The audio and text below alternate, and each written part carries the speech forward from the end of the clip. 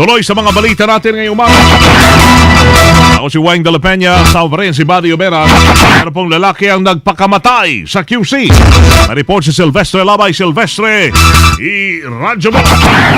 Natagpuang wala ng buhay ang biktimang si Orlando Sioho, 23 anyos, habang nakabitin gamit ang wire cord sa may bahagi ng Kabutihan Street, Kalayaan B, Barangay Batasan Hills, Quezon City.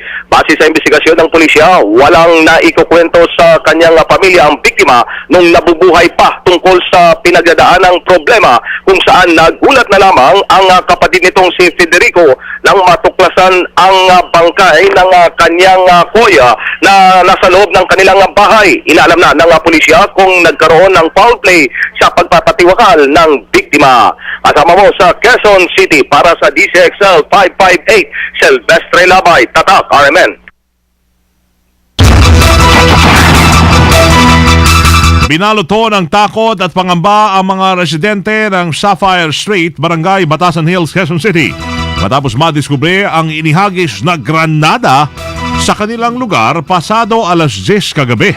Ang kay Herson Tubong Quezon, residente, nanonood siya ho ng telebisyon nang makarinig ng lumagapak na bagay mula sa kisame ng kapitbahay.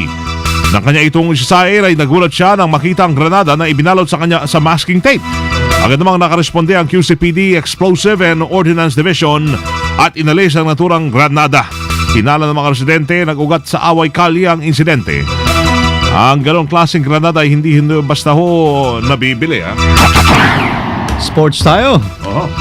DZXL Ulat Palaro. Wala pong naging problema. Walang problema para sa Petron Blaze Boosters sa hindi paglalaro ng kanilang point guard na si Alex Cabagnot sa Game 3 ng PBA Governors Cup Finals. Tinambakan ng Petron ng Sunmig Coffee Mixer sa score na 90-68. Tambak nga ng una sa panalo ho ng Blaze Boosters si Elijah Millsap na mayroong 28 points na dinagdagan pa ng 19 points si Junmar Pajardo. Umiscore naman ng 17 points si Marcos Blakely para sa Coffee Mixers. Sa panalo ng Boosters, hawak na nila ngayon ang 2-1 na kalamangan para sa Best of 7 Series, kung saan ang Game 4 ay gagawin sa Biyernes sa Mall of Asia Arena sa Pasay.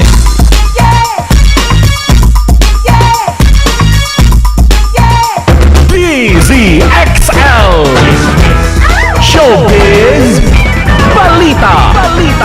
Showbiz Lodi Showbiz. Hi, good morning everybody everywhere. Ilang araw na lang Pasko na. It's me, Loli, papanapapap. Magkahalong lungkot at saya ang pakiramdam ng comedian at host na si Vice Ganda nang mapabilang ito sa top celebrity taxpayers ng taong nakaraan 2012. Ang sabi ni Vice, masaya siya dahil alam niyang totoong paghihirap ang pinanggalingan ng pagbabayad nito ng buwis at sobrahan lang at nagagawa nito ang kanyang obligasyon sa bansa. Meron ba yung talaga? Pero nalulungkot ito dahil wala siyang kasiguraduhan kung may bumubulsa ba ng kanyang ibinabayad sa halip na ibigay sa pangangailangan ng taong bayan. Gayon pa man, tuloy-tuloy ang pagtrabaho ng TV personality at nakapagbabayad ng buwis na 12 million pesos na kamakailan ay nasangkot sa isang kontrobersiya dahil sa kanyang mga jokes.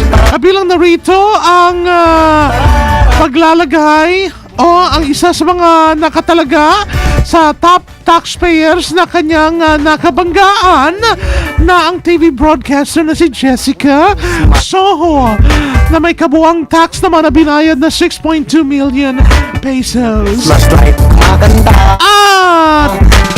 At yan ang ating buwis na balita ngayong umaga. It's me.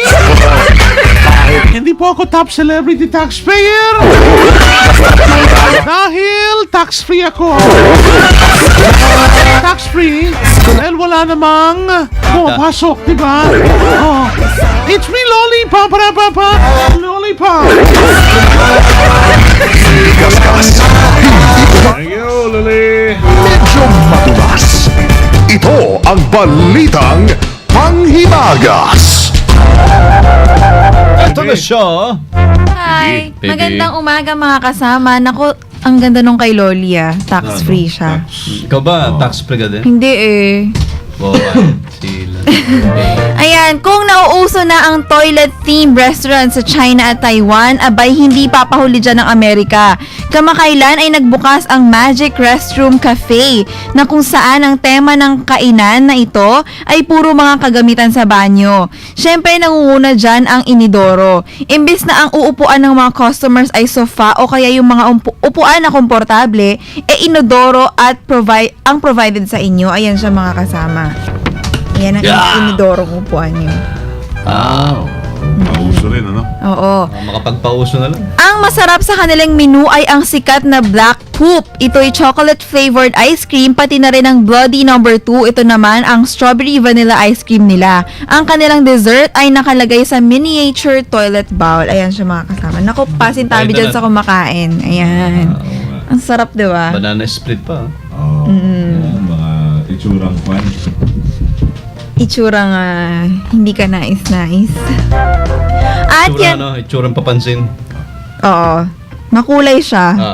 Sige, good luck. At yan po ang balitang pahimagas kan DZXL Sinwon Chongsin Washer Phoebe Tatak Armen. Mga kumakain ngayon ng hugis baboy na pandesal, hugis baboy na tinapay, hugis alimango, namin yan, di ba? Murita natin yan sa mga bakery dyan sa tabi-tabi lang ng barangay natin. DZXL Ulat Trapiko. Alright, habang nagkakape kayo ng James Coffee, eto na. Alalay sa mga naglalakbay ngayon, si Rambo Labay. Bye! Grabe man. Weng at Buddy, magandang umaga sa ating Morning. turista. Good morning sa mga tumatahak sa kahabaan ng East Avenue mula sa EDSA patungo sa bahagi ng Pelcoa Fairview ay banayad ang usad ng mga sasakyan, bahagyang bumabagal sa mga stoplight, lalo na dito sa Censos hanggang sa SSS. Pero pagkalampas nito ay tuloy-tuloy na at muling babagal sa Pelcoa hanggang Electrical Road. Sa kabilang linya, patungo naman sa EDSA, tuloy-tuloy ang usad ng mga sasakyan, bahagyang bumabagal lamang pagdating sa EDSA. Your love is something that I can't forget. Ang ating MOTTO mo ngayong umaga, Rambo! Ang aking MOTTO ko o moto kasamang Weng Buddy para kay Joby Di Guzman at kay Professor Eric San Juan. Lagi Siyempre. nakikinig yung dalawa na yan, ha? At syempre sa mga kuha natin, mga suking suki. palangga ng mga nakikinig sa bahay, sa mga tindahan ng hamburger, sa kusina ngayon, nagluluto ng tuyo. Ayan. Masarap yan. At dyan sa mga divisoria, palengke, sa mga taxi driver, FX driver, nakikinig, ito ang moto ko. Don't find fault. Find a remedy. Anybody can complain. Wow, grabe man. In Tagalog, bye. Kasamang Weng Buddy, huwag maghanap ng kamalian, bagkus hanapin ang solusyon. Kahit sino ay pwedeng magreklamo. Di ba? Walang kwan yun, dedication para kanino? Wala. Wala. Wala. Sige, bye. Bakit wala muna? Bakit wala muna? Mula sa mga... Kasi baka mag-isip ng iba pag biglang nawala. Oo. Tama. Tama. Muna kay... O gusto mo na lang talagang mamuhay ng tahimik. Tahimik. tahimik mo na. mararamdaman yan. O umiwas sa maraming tukso. Tukso. O pwede rin yan. Alam ni Janet Napoles yan. Tukso na siya di ba? Natokso na si Anong pangalan niya? Ano apelido? Janet Lim? Janet Lim Napoles. Kala ko na porkless. Porkless. Napoles. Alam ni Senador Franklin Drilon siguro yan. Sino? Senador Franklin Drilon. Alam niya siguro. Kala ko Franklin Frank Billion. Hindi billion, ha? Trillion. yun. Mas alam ni Buboy si Hugo yun kung si Drillo ang iyong tatanong. Magkaaway ba yung dalawa? Daming mga billionaires ang natukso. Dali lamang ha, pakuha na muna sa mga walang billionaires naghahanap po ng trabaho. May job fair kami bukas ha.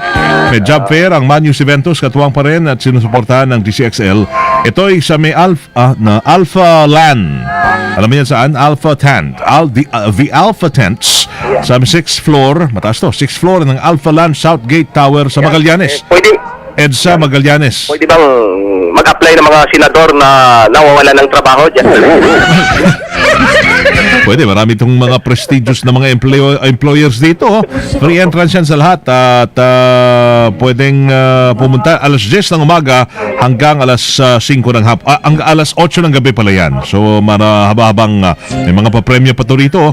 O pwede silang tawagan sa 376-7357 at 542-2688. Yan ay bukas meet and greet ha. The first Grand Eyeball May Job Seekers Card Members Meet and Greet. Yan, job fair yan.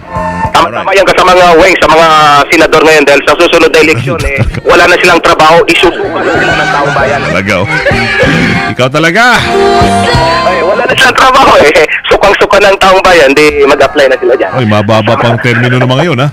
Saka malabong mawalan ng trabaho yung mga yan. Oo. Kasama mo sa kahabaan ng East Avenue, Silvestre Labay, Tatak, Armen. Thank you, bye. Na Janet Lim, okay yun na porkless. 7:35, hatid po ng PhilHealth. Robert's Dietary Supplement for Men para sa mga lalaking astigid hindi umurong sa namang laban. Walang mabili yan sa Mercury Drugstores, Watson's, Generics Pharmacy, Generica at SM at Rustan's Supermarkets nationwide. Salamat sa Pande Manila. At may gagawing pagbisita po ang aming head office yan sa yung HR department doon sa isang orphanage sa Maynila. Yan, salamat sa suporta. Alright, Manila Ocean Park, meron silang Halloween costume contest para sa mga bata at matatanda, kids and adults. October 26. Tali ka dyan, Rambo. Pwede kang manalo ng 7,000 pesos at ticket sa Manila Ocean Park. Pwede silang tawagan sa 567-7777, local 152. Abangan nyo po, merong panic na nangyari kanina sa Zamboanga. Gawa daw na magkakaroon ng tsunami. Alamin po natin detalye mamaya. Abangan nyo kay Manong Audrey at your service. Ha? Yan. Hindi totoo yan, ano? Irresponsible mga... Maraming ganyan. Maraming ganyan, Nagpapalabas na nga. Sige. O paano? Dire-diretso mga naglalagalblab ng mga balitang tatakaremen ang inyong napakinggan. Dito lamang sa DCXL 558. Kayo po ba ito makasama ng Webes na October 17, 2013. Sama nyo sa serbisyo publiko from the city of Zambo, Eliezer Primo Hermano, Weng de la Peña. From the province of Occidental Mindoro, Mapuhay, ako si Buddy Oberas. At kami ho ay Tatak RMN. Naglalagablab na mga balita. Sumayin niyo ang 15 minutong kalipunan ng mga pinakahuling kaganapan sa Kalakang Maynila, sa ating bansa at saan mang dako ng mundo. Naglalagablab! Dito lamang sa Unang Pihit, DZXL 558, ang bagong kasama mo. Si Robin